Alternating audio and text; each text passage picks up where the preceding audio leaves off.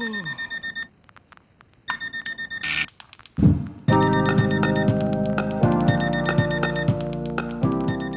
hello guys, welcome back to yet another episode of SunFM, where it is shining in our studios, and we hope that you are having a bright and shiny day. My name is Eldon. I'm Chloe. And today in this episode, we have two very special guests with us, which is none other than Brian and Chirag from Sunway Social Innovators Club, or in short, SSIC. So, Yes. yeah. What's up, guys? In this particular episode, we are basically right now we got no time to waste. We are going to be touching on sustainability and zero waste. And it sounds like it's not much, but it's way more complex than that. So, welcome our guests, Brian and Chirag. Hello, guys. Hey, and we are very happy and pleased to have you guys with us today because I think we are planning these collaborations since like weeks ago. So it's finally came to reality and finally did an episode with you guys, which is quite nice. Okay, so without further ado, wow, that sounds so formal, I guess. Okay, without further ado, let's start with our first segment of the day, which is sustainable fashion. Okay, sustainable fashion, just like to our guests, what do you guys think about, or like what do you guys understand from sustainable fashion? Sustainable fashion in its most basic term, I think, would be looking good, looking comfortable, being yourself, while also considering the environmental impact you're going to be having with how you dress yourself. So that's the most basic way of looking at it. Nice. I think as like students, like we tend to buy clothes from like the sales rack from H&M or like, you know, and we know that H&M is actually fast fashion. So that's not really sustainable to our environment. So one question for you guys is like, do you guys do thrift shopping? Yes, Anyone? I do actually. Anyone? Nice. Like for me personally, I love thrift shopping because why? Is there Not like a yet. particular Not yet, particular actually. reason? Okay, look at it from this. If you look at it from my perspective, I don't really consume. So shopping is not on my to-do list or anything of that sort. So I think not shopping and consuming less is also doing a great deal of you're giving out a great deal of help. So yeah. I see. So But for Brian, me where do personally, you- I love thrift shopping. Yeah. But how about Brian? Actually, the places I go to are 2nd Street in SS15 and sometimes Yes. the more famous store, Yeah. Okego in SS. Yes. Yeah, so those are the places I go to lah. Nice. I started thrift shopping at Okego. And then after that, like there were like more like secondhand shops like starting to like appear in like all around like KL and Subang, especially Subang. So I think that's Especially really good. Subang, yes. A lot of students are there, and a lot of people from uni actually go to like different places to thrift shop in Subang. There's another one in USJ, like One City Mall, Jalan Japan. They have like Jalan Japan, secondhand stuff. yes. Yeah, it's pretty good. I usually thrift there as well. Yeah. And plus, thrift shopping is generally more cheaper than going to like actual store. Because of course, secondhand products, of course, it has to be cheaper. And plus, I think it's very nice and very good for the society, for the environment. Since like you going to thrift shopping is like in a way you are recycling, you know. It's like you are recycling clothing, like those kind of things. So in a way, you are helping the environment. And like by doing this, even though it's not like significant or anything, but it has a big impact on the society. It has like a butterfly effect, like dominoes effect. So But yeah. also lately, there's a lot of Instagram shops where they actually take secondhand clothing and revive it. So they upcycle the clothing, and that's how they attract people to start actually considering, getting their hands on secondhand stuff and older stuff, even though, it doesn't look as good. You can actually upcycle your clothes and turn it into something new, which is really nice, actually. Yes. Yeah. And that, ladies and gentlemen, is sustainable fashion. Do correct me if I'm wrong, because in my perspective, I think that is one way of actually having a part of sustainable lifestyle. So I just want to ask our guests, is there any other like way to start this whole sustainable lifestyle thing as students? If you're still talking about fashion, it can be maybe anything. not just fashion, but it can be anything. So in the big picture, basically be a wiser consumer. Inform yourself before you make that decision to buy anything. Research about the brand or the company you're planning to buy. It makes a huge difference, because which brand you decide to support, which brand you decide to give your money to, would determine how much of that money is actually going to be used for the sustainability costs. I think one good example would be cosmetics or any body care products. I think there are tons of brands out there, but we all are aware that not all of these brands have sustainable practices, engraved within the DNA of their. They're not cruelty free. They don't have like sustainability engraved into the DNA of their company. Yeah. So making that wise decision is really important, because at the end of the day, these companies rely on consumers. And once they realize that the consumers are actually aware of all their wrongdoings and all their unsustainable practices, they would change, because capitalism is driven by consumer sentiments, right? Yeah, that's true. I think a lot of people are starting to be more aware of what kind of, especially the cosmetic lines. Like I see a lot of my friends starting to be way more aware of which brands actually carry out the whole sustainability thing, because I think there is plenty of cheaper brands that test on animals, which is not good. So yeah. Yes. I think another way that is considered a sustainable lifestyle should, we go to shops to get food. I think it's how do I put this? You take your own containers to actually go take away food, rather than using the container, because nowadays they actually charge you for containers, plastic containers, right? And it's not even recyclable and stuff. Yeah. Only some, I know some places they actually use the biodegradable stuff. Is that the right word? Biodegradable. I think it is. I think. Yep, it is. Yep, it is. But even there's some gray area, because yes, it is biodegradable, but it's not 100% biodegradable. There is still a small portion of plastic in there or whatever unrecyclable material, so it still has its effects, even though it's biodegradable.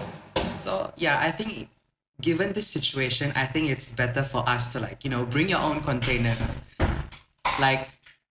You can always reuse it yourself. Go buy some Tupperware, invest in some, really nice quality containers like Tupperware brands and other brands out there. And maybe invest yourself in a metal straw, like cutleries, those kind of things. How do I put this in words? Doing this a little by little, you can actually make a big impact without you actually knowing it. Because we don't actually put too much attention on this kind of things, especially little things like this. We tend to ignore it every day. And if we started, our habits by bringing our own container, metal straws, those kind of things, cutleries and all, this can in a way help our environment, because if we start using our own stuff, then producers aren't able to produce anything like plastic containers, plastic cutleries, straws, etc. So in a way, you are like, boycotting. Is that a right word? Is that too harsh? Like in a way, you are boycotting those You can use that. those Sorry, producers I think out it's there. fine. Yeah. Yeah, This is such a Sorry, weird question. I think that's about But it. I don't know. Oh, wait, just a question. Like, I don't know if it's just me, but like whenever I use metal straws, right? Sometimes when I put it to my lips, like there's like this like electricity like shock. Is it just me? Like there's this like static thing. Or have you guys actually I do like experience that sometimes, like a tingling sensation. Yeah. Like a tingling sensation inside my mouth. I was like, oh, not now. And plus, like metal straws, always like I don't know, they are very chilly. I don't know how should I describe it. Like every time I put it inside my mouth, like the whole straw is actually like freezing. Like it's not a good feeling to like put something that into your mouth. I feel so ew. I feel so weird. But I mean, okay, it's anyways, you something can just ignore that. to adapt from, like, because we're so used to using plastic straws before the whole metal straws and recyclable straws were actually introduced into our lives. Because I think the first like step towards like the whole sustainable lifestyle, like from my memory, it's the metal straw. It all started from the straw that became like a trend. You could say like a trend because everyone around me started using it. So I was like, ooh, I have to get one as well because it looks cool and it's environmental friendly. So Other than metal straw, I actually bought bamboo straw for myself. I would like to show you guys, but it's actually sitting in my kitchen, like minding. So yeah, like because the bamboo straw is like locally made, and it's made from like natural materials, bamboo. So I think this would kind of apply to our whole sustainable lifestyle, I guess, because you are not harming the environment in a way, like by using plastic materials, and you are supporting the local businesses as well. Because metal straws like bamboo straws or metal straws, they are all made from like these little businesses, or like maybe on a larger scale, maybe like a factory, those kind of stuff. So I think, yeah. So my advice to you all out there who are listening to this podcast is like start to use your own container and metal straw. Hello. No plastic, I tell you. okay, Stop besides plastic. like this whole thrift shopping, making sure that the products you use don't practice sustainability and all this kind of stuff, is there any other way that we can start a sustainable lifestyle? Do you guys have any ideas? Brian? Yeah, I maybe think Brian. to if you want to live a sustainable lifestyle, right? I think it's easy as wanting it's the mindset lah, wanting to make a change, and from there on, I feel you can definitely identify in a way the smaller stuff that you can do. It's like what you guys mentioned just now, using metal straws and using Tupperwares, and besides that, using recycling bags when you go shopping. I think all those stuff, when you do it all together, it adds on to the impact lah. I think a little goes a long way also, slowly. For sure. Enough to add on, like whenever you're adopting something new, and in this case a stable lifestyle, it's really, really important starting slow. And I kid you not, because I have heard so many stories of people getting so inspired and they adopt a completely new lifestyle, and after a month they're done with it. So you need to give time for your physical self and your mental self to adapt to your new lifestyle. And that's really, really important to ensure that your new lifestyle sustains. Yeah. I think it's not just physically doing it, but mentally, because you're literally transitioning from one lifestyle to another. So I understand that baby Yes. steps is like Just, the best rather than jumping in straight into Yes. like woo. Yeah, just take it slow lah, basically. A little by Just like what Chloe said, a little by little goes a long way. Like very long. Like Yeah, so with like the whole Okay. sustainable lifestyle thing, there are plenty of zero waste brands, right? So, do you guys know any like Like- local zero waste brands here in Malaysia? Because I don't. Guilty yeah, as I don't charged. really know much about it. Okay, we do actually have quite a number, and surprisingly, it's not just in KL Selangor. We even have some in Sabah. Some popular ones, some Yeah. more established ones include the Hive, Nude. I've heard of the Hive. Yeah. So these are basically stores which sell groceries and everyday items without packaging. So you bring your own packaging, you bring your own bottles, you bring your own containers, and you can pay for as much as you want. It's not like a standardized package or anything of that sort. In fact, it's not even packaged. It's just there in huge containers. You take as much as you want. So it takes away all the plastic waste and cardboard waste away from the equation. Hence zero waste. Yep. So Have you guys actually shopped in any like zero waste like brands shops or? To be honest, I haven't really shopped at any zero waste brands. The most is, I think I just got a free sample from their shops. okay. How about you, Chirag? Well, for me, not explicitly zero waste brands, but I call it the local zero waste brands. Okay, so basically, I'm an Indian, and what in Indian households we have a lot of lentils and flour and everything. So what we usually do is all these things don't usually come in packets. It's basically the same concept as the zero waste brand. You go to this local Indian store and you get everything in loose. So you take as much as you want in your own container. Or okay, in this case, it's plastic, not exactly zero waste, but the concept is there. So in that sense, you're already doing your part, I could say.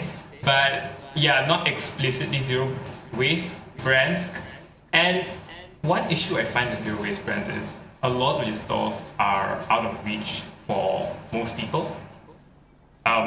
Zero waste brands are practical if you live.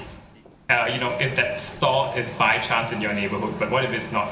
You've got to travel 1-2 kilometers to get to that store, and then that means you've got to use some sort of vehicle which would have some sort of carbon footprint, and then you question yourself, is that sustainable? Yeah. No. For me, I mean, depending from where I came from, like zero waste brands or like zero waste lifestyle is not really something that we practice in everyday lives, because I'm not saying like it's a bad thing. Like it's a bad thing, but too bad. Like my community, like over here, it's not really educated about this matter, even for younger generations. So like it's quite sad to see like in my own community, like my own place, like people are not practicing sustainable lifestyle or zero waste brands. But I do see like a bunch of shops had recently implement the concept like the hives, like where everything is just in one big container, and you just bring your own bag and your own bag to like shop there, and then put everything inside your bag, and then you just go home. Yep. And to be honest, I see a lot of new shops in my area, like they are starting to implement this kind of concept in their stores, which is quite delightful to see, because when you see people started doing things like this, you will indirectly inspire others to follow your footsteps. So I hope Basically, this you will be like influence other a people as inspiration. Yes. So I hope like this would inspire, especially at younger generations, like younger children's, because these kind of things you have to teach them since at a very young age. Yeah. So it becomes a habit while growing up. And So, yeah. technically, it's easier teaching the younger generations than the older ones. Believe me. Of course.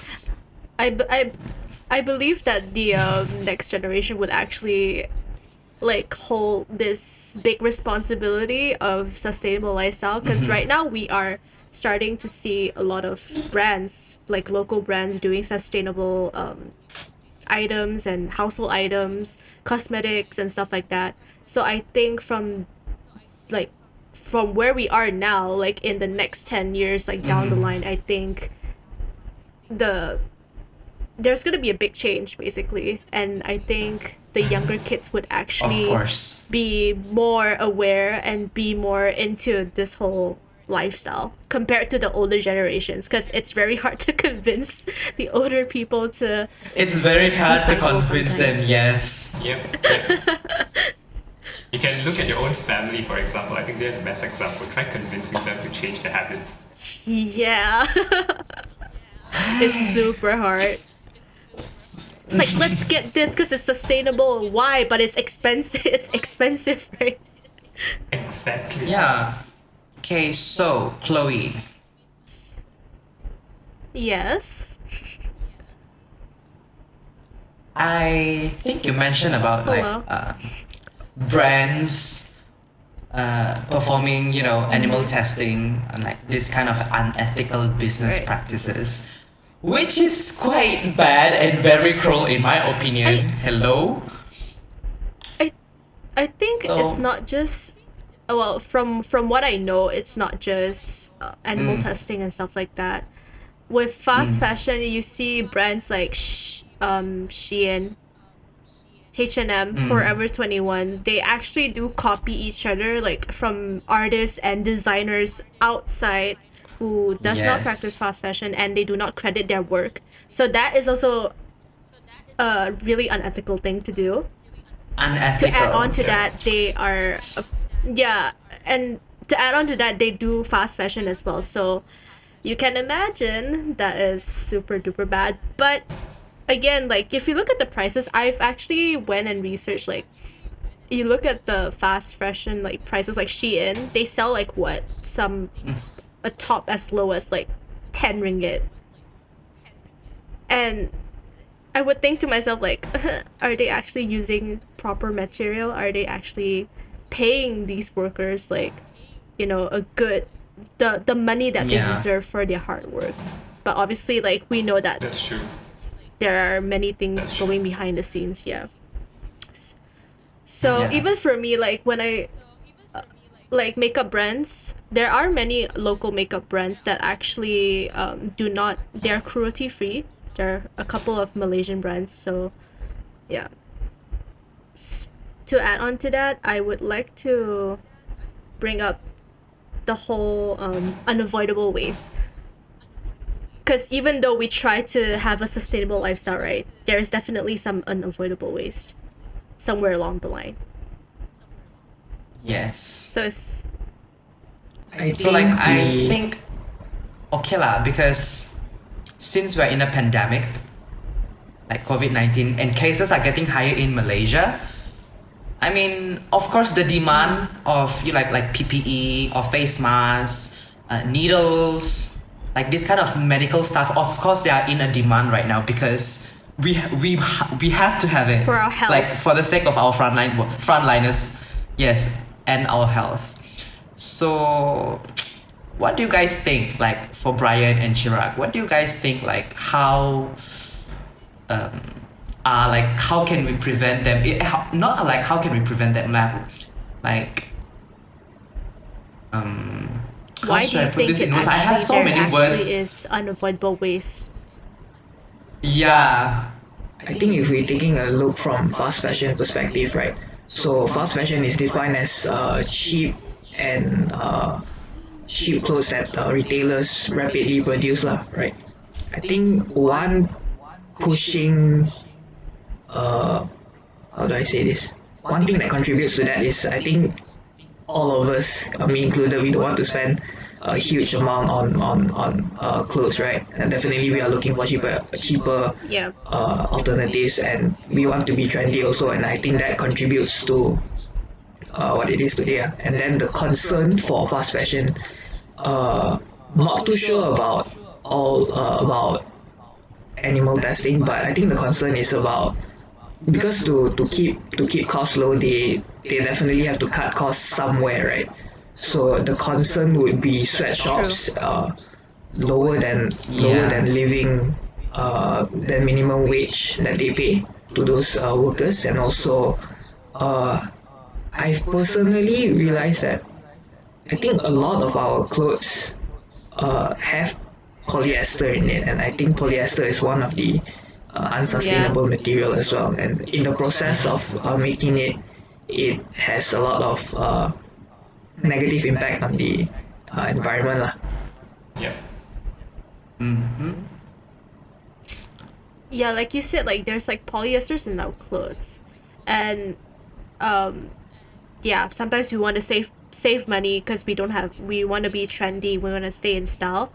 Like example, some materials like satin, the fake ones actually really harm the environment because there's polyester. When you burn it, it actually melts like plastic, compared to the real satin, which would actually not, have any harm to the environment. So I think that's one point to keep in mind, is that even though like the real material is a little bit pricier, I think over time if you're willing to invest in whatever you wear, it would be a really good help to the environment in the long run. Yep, that's true. Yep. That's true. And I think if we want to take in the MCO and the COVID situation into to our perspective, right? If we just look at, okay, the circumstances are we are encouraged to stay home. We are not allowed to go out, correct? And how do we get most of our stuff is through Shopee, Lazada, online shopping, right? And how do they deliver is through couriers. And from there you can see every package is that there is plastic lah, right? And I'm guilty of that as well. I purchased quite a few stuff during MCO. So the amount of plastic that is in my hands are quite a few. Yeah. Yeah, I think plastic and cardboard have become such an integral part of e-commerce, and brands are trying to do something. Like I know Amazon, they've tried to introduce alternative packaging, but it takes time for this alternative packaging to actually be fully practical. It's still in its pilot project phase and stuff like that. So all these things are definitely unavoidable. And yeah, with relation to COVID, e-commerce has become a lot more important than ever. And without plastic and cardboard packaging, e-commerce would just come to a halt. So that's one aspect of unavoidable ways I meant. But then you see, once you connect all these dots, right, you begin to see that a lot of people look at sustainability from an environmental perspective. If you were to ask me, I would personally say sustainability is a humanitarian crisis. Just now we mentioned stuff about how fast fashion is actually contributing to low wages and stuff like that, and that is actually contributing to slavery. In fact, the fashion industry is one of the biggest causes for modern day slavery. And that's just the fashion industry now. There's so many other industries, and so what may seem at first glance as an environmental impact has so many other implications that we may not be aware of. Hence why it is so important to actually start the sustainable lifestyle as much as you can, that is. Yeah. So okay, with what Chirag just mentioned about the whole unavoidable ways, like of course sustainable lifestyle and sustainable living is aligned with the Sustainable Development Goals, which is SGD. I assume that all of us here knows what is Sustainable Development Goals. And I think there's like a huge posters in our campus. You should. Yeah, It's all over like over campus. our campus, like SDG, all over the place. So I think that all of us know what is SDG, and okay, since like the whole SDG posters is all over campus, so I have a question to our guests, to our lovely guests for the day. Like, how well do you guys know about SDG, and like, or maybe like how many elements is there in the whole SDG list? Like, think because I remember Shira there's can like a lot of take this colors, question, but right? You just remember Yeah. the colors. I'm a visual type of person, so I think Brian should know this. Come on, Brian. yeah, come on, Brian. To be honest, I don't know this all 17 on the top of my head. Okay. Yeah, but I think one thing that since we can focus on is, I think, SDG. Let me double check. SDG 12, responsible consumption and production. I think the consumption part plays a very important part in our life lah. Like what we mentioned throughout this session, fast fashion, zero waste. I think as we should be aware and play a part in that SDG lah. Maybe Shira can explain more on the other 16 SDGs. Wow, that's a huge chunk. Just explain. Well, yeah, okay, fine. I'm gonna admit I don't have them all at the back of my head either. But one thing to note about the SDG is that why is it so significant is that United Nations, supposedly the highest, one of the highest authoritative bodies in the world, has recognized these 17 issues and these 17 areas as the areas we really need to work on to achieve the sustainability goals or the sustainable future that we have envisioned. One key part of the sustainable future is ensuring that global warming stays within 1.5 degrees, because if it doesn't stay within 1.5 degrees in the coming century, then it's a lot of trouble for all of us. Surviving would become a really big issue. So all of these SDGs are somehow or other connected to this. That's just one of the main targets of the SDG. But yeah, what I'm trying to say here is all of these SDGs are interrelated, and they would impact each other. Action in one area would impact another SDG area, and to finally reach those ultimate goals that they have set. And one of those was whatever I mentioned just now, keeping global warming below 1.5 degrees Celsius. I see. Quick question for you guys. Do you guys know when SDGs were actually officialized? When were they established? Oh no, you're like putting my knowledge to the test, because I actually took global studies in college, and I'm supposed to know this, but no. I think I know. Eldon, do you know? Wait, I think I know. Maybe I do, maybe I don't. Do you? It's actually 2015. Do you wanna give it a go? 2015, yeah. Oh. Ooh. And yeah. Got it. And if I'm not mistaken, like they are trying to like achieve all of the 17 elements by 2030.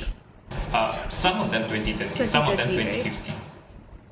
I see. So it's different. Alright. It's Okay, different. okay. Yeah. Okay, now that I know, I have to educate more. I have to educate myself more about these sustainable development goals. Yeah. The easiest way to join SSIC. I think the summit. Okay, no. Actually, yes. Oh yes, yeah.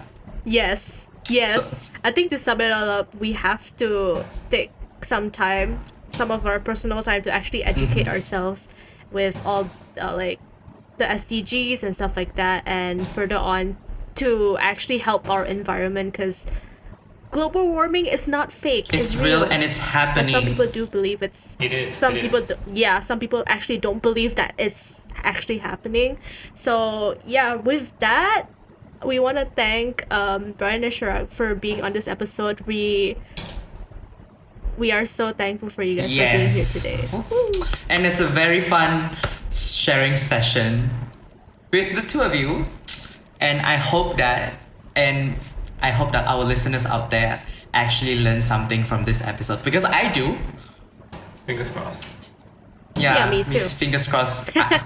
Yeah, so before we end this episode, do you guys want to promote Sunway Social Innovators Club to our audience? Right? If you want to know more about SDG goals, if you want to make a change, come join us. Yes, you heard it, guys. If you want to make a change to the world, to the environment, join them now. Yeah, just join them. We are very And join SunFM. Yep. We are a very welcoming bunch. Oh, then stop. Yeah. We'll take your Yeah. word for it. All right, guys. Thank you Thank you so so much for much. being here today. Thank you for having us. And Yeah, thank you very much. It's our pleasure. That is the end of our episode today, and we hope to see you guys in the next one. Bye Bye-bye. everyone.